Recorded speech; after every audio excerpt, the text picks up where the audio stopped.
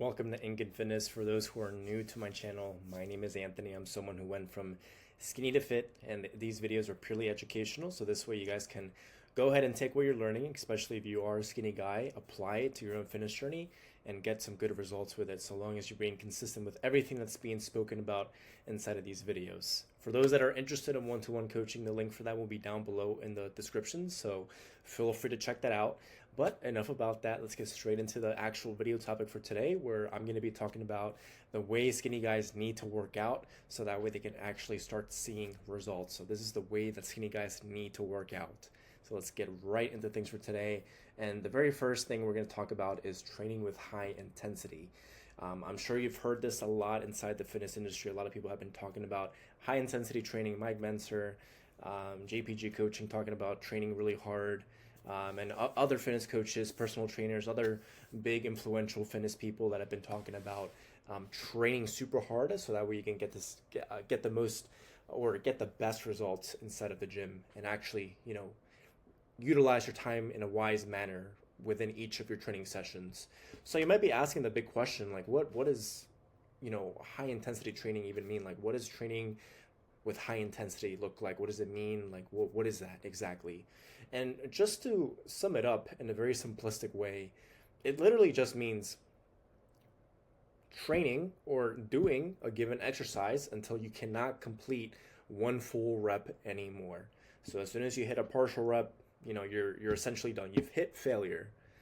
By training in this way, we are being efficient with our time inside of the gym. I mean, we really are, especially if you cut down the sets from 2 to 4, because training in this way will also allow for you to do that, right? Because you're actually being efficient within each of your sets instead of just, going one rep after another willy-nilly, right? It makes no sense. Because if you train in that way where you're just swinging around the weights, it's each rep won't count. If anything, you're training in a very non-intentional manner and format that's costing you a lot of gains at the end of the day.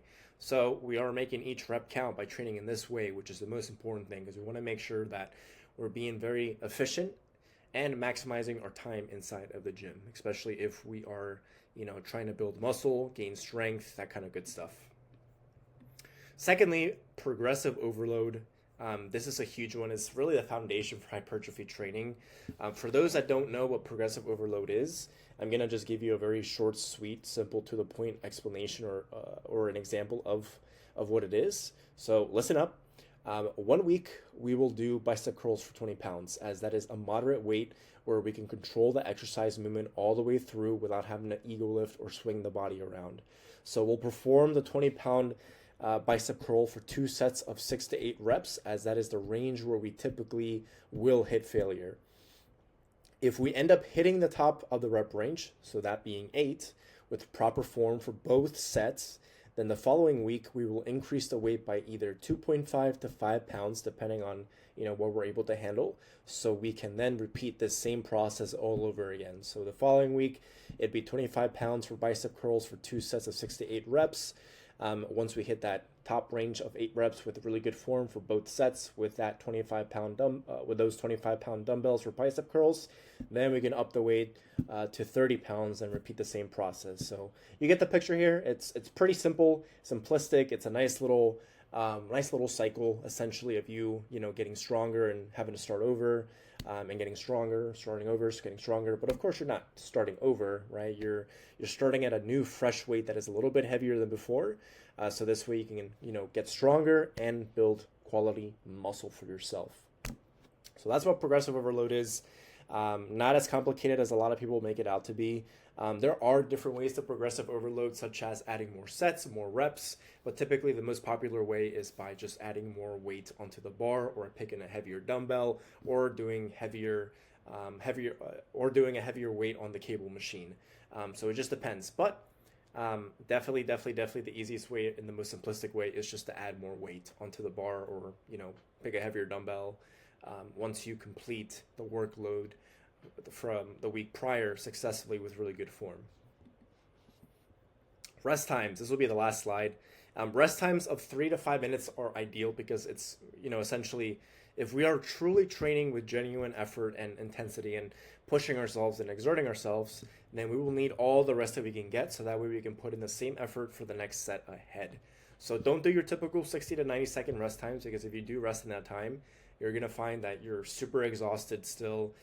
You'll probably only hit like reps 3 or 4 on the next set ahead, instead of doing, within that 6 to 8 rep range. So that way you can, essentially just, what am I trying to say here? A little bit of a brain fart.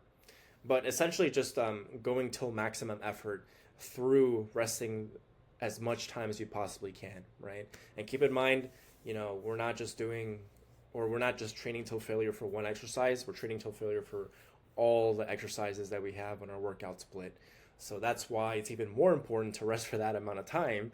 So that way we can actually catch our breath, recover, and hit the next exercise within that next set, or within those next 2 sets in general, with as much maximum effort as we possibly can give it.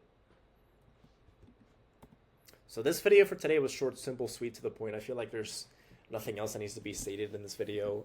Honestly, that's the way that you guys should train, those 3 simple steps, or those 3 pillars inside of training. So training with intensity, the appropriate rest times, and what was the other one here?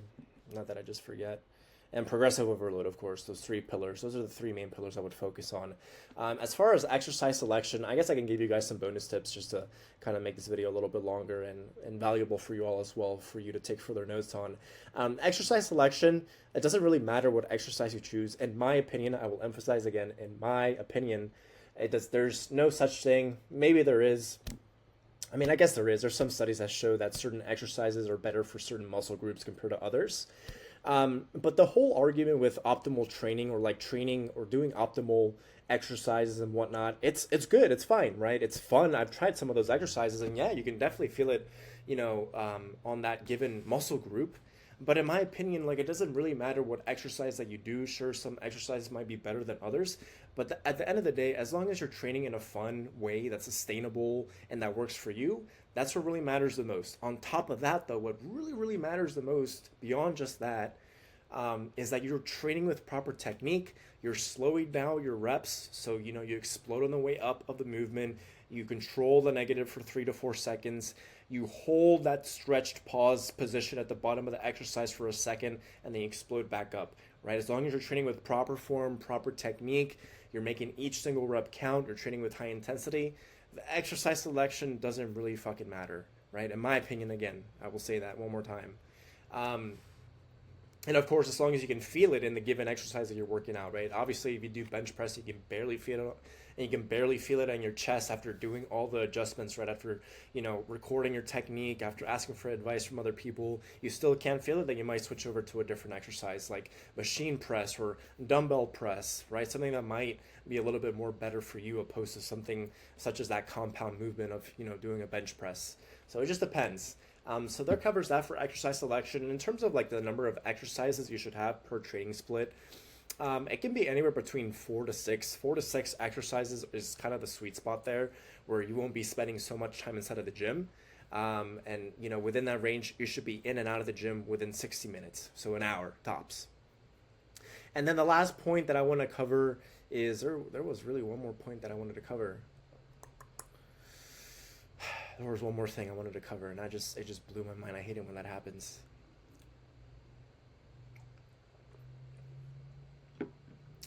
I mean, I guess I just told you guys the most important things you should look out for and you should be wary of. So, if anything, I could make another video about explaining what I wanted to say next, or say last, rather. Oh, yes. Oh, I just remembered it. Thank goodness. Okay. So, as far as your training program goes, definitely make sure to pick a training split that allows for you to work out your muscles twice per week. I would not recommend hopping from workout program to workout program, because you're not going to be able to measure your progress in a very systematic and efficient way. Because if you're hopping from workout program, how will you know if you're getting stronger on your lifts consistently, right? You won't, because you're just doing different exercises every single day, or every single month you do a new workout plan. If anything, I would recommend you stick with the same training program for the next 4 to 6 months. Bare minimum 4 months, because that's how long a good bulking or cutting phase would last typically. It can sometimes go longer. Typically it'll just go longer in general. It shouldn't last, or shouldn't go any less than 4 months in my opinion. 3 months is kind of like the bare minimum. Like, I would not, Definitely nothing less than 3 months, though, for sure. Um, but yeah, stick with your training program for months on end. Do not steer off in the opposite direction. You're gonna have moments where you're not gonna get a certain lift or progressively overload on certain exercises, and it's not because of your training program or whatever, right? It's just because that sometimes that's just part of the game. That's why you need to enjoy the journey rather than just thinking about the results, right? The results, it's fine and it's kind of like, it's attractive, but you need to fall in love with the process and fall in love with the person that you're transforming into, because you're quite literally transforming yourself into a different person, not just physically but mentally. There's a lot of mental benefits to working out as well. You increase your confidence, you increase your self-esteem, you feel like you're on top of the world essentially in the best way possible, as long as you don't let it get to your head, right? Don't be an egotistical douchebag about it, right? Just because you work out and you have results doesn't mean you're better than everyone, right? Don't be a dickhead. At the end of the day, all these different things, the raise in confidence, self-esteem, all that kind of good stuff is going to help you be successful in different areas of your life, career, relationships, finances, whatever it is. So just some food for thought. But I guess that guts cover it now for the video. Please make sure to like, comment, subscribe, comment down below what you guys want to see next in terms of a video idea. I'll be happily able to make it for you all, so that way you guys get the knowledge and essentially everything that you need to set you up best for success for getting results inside of the gym. One more time, if you are someone looking for one-to-one coaching, the link for that will be down below in the description, so check that out. But until the next one though, guys, take care, much love to you all, and peace.